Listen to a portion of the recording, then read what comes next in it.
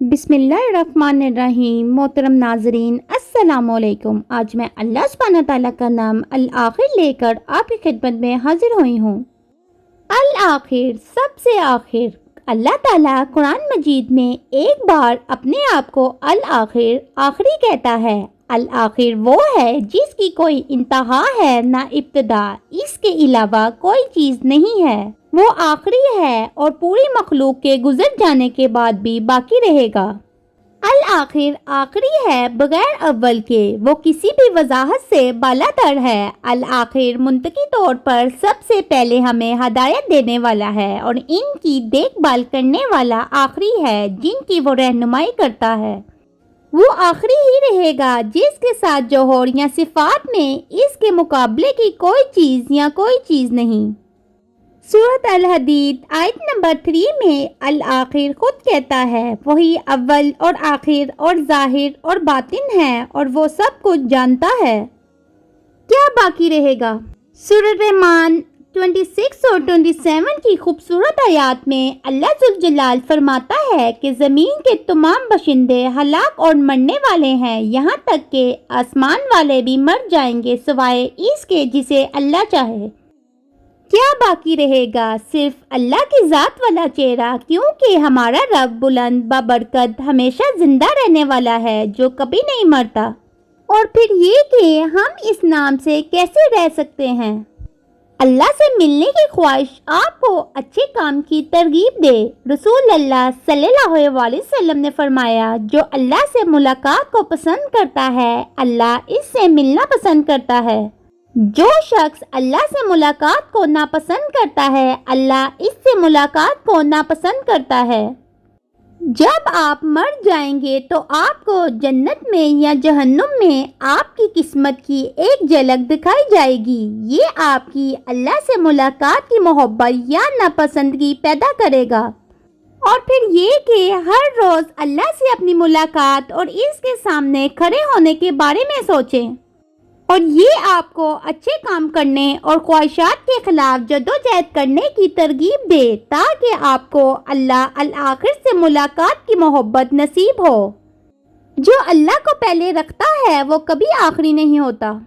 اور پھر یہ کہ مسلسل صدقہ دیں۔ جب آپ مر جائیں گے تو آپ کوئی نیک عمل نہیں کر سکیں گے اور آپ کو عمل کا کوئی اجر نہیں ملے گا سوائے 3 قسم کے اعمال کے، ان کے انعامات دیر پا ہوں گے۔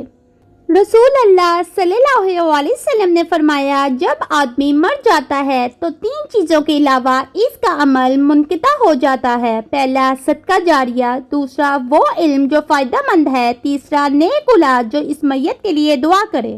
بس اس کے بارے میں پڑھیں اور صدقہ جاریہ دیں، مثلا درخت لگانا، مسجد بنانا وغیرہ۔ اسلامی علم کو پھیلانے کا حصہ بنے، جیسے اسلامی کتابیں چھپانا۔ کوئی منصوبہ بہت چھوٹا نہیں ہے اور اپنے بچوں کو بچپن سے ہی اپنے لیے دعا کرنا سکھائیں۔ اور پھر یہ کہ اپنے آپ کو آخرت کے دن کی یاد دلائیں۔ کسی دن کو ایسے گزرنے نہ دیں جس دن کو یاد نہ کیا جائے کہ آپ کو آپ کے ہر عمل کا حساب دیا جائے گا، چاہے آپ اسے کتنا ہی معمولی کیوں نہ سمجھے۔ موت کی یاد اور حساب کا دن آپ کو عاجز کرے۔ جب نبی صلی اللہ علیہ وسلم بستر پر جاتے تو اپنا دایاں ہاتھ اپنے دائیں گال کے نیچے رکھتے اور کہتے، اے میرے رب، مجھے اپنے عذاب سے اس دن بچا جس دن تو اپنے بندوں کو زندہ کرے گا۔ 3 بار پڑھا، ابو داؤد۔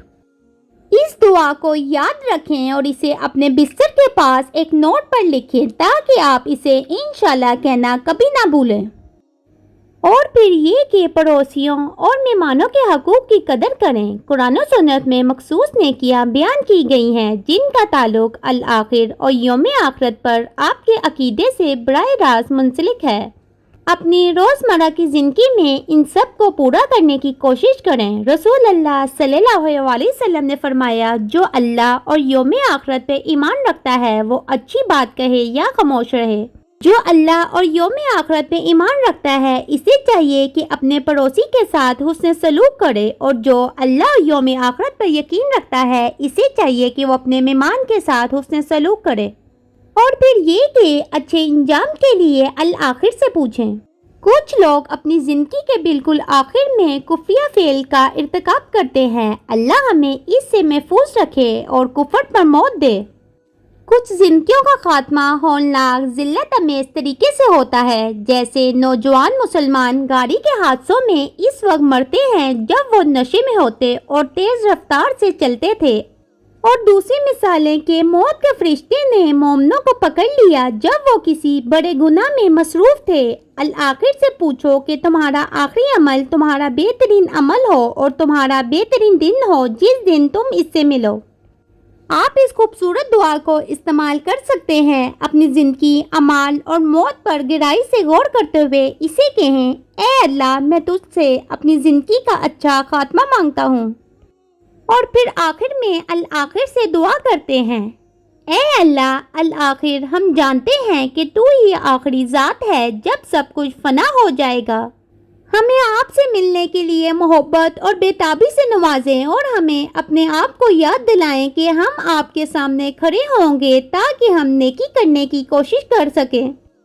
اے اللہ، ہمیں ایسے اعمال کرنے کی توفیق عطا فرما جن کا ثواب ہماری موت کے بعد بھی ہمارے لیے شمار ہوتا رہے گا، اور ہمیں اچھا انجام عطا فرما۔ آمین یا رب العالمین۔